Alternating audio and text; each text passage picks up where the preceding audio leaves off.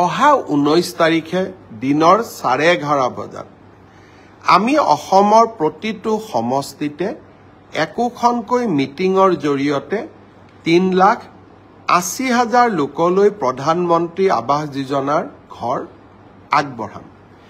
বহুতে মোক কেতিয়াবা প্ৰশ্ন কৰে যে পকা ঘৰ থকা লোকেও প্ৰধানমন্ত্ৰী আৱাস যোজনাৰ ঘৰ পাইছে।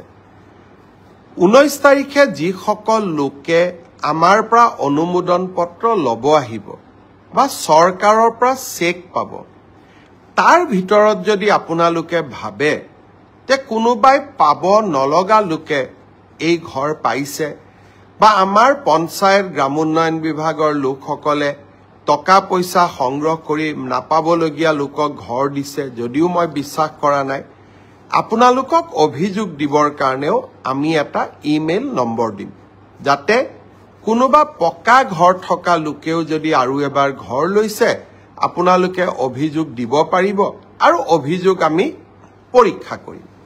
কিন্তু এতিয়া মই এটা নতুন কথা আপোনালোকক ক'ব খুজিছো। এইবাৰ আৱাস যোজনাৰ আমি আকৌ নতুন জিঅ' টেগিঙৰ কাম আৰম্ভ কৰিছো।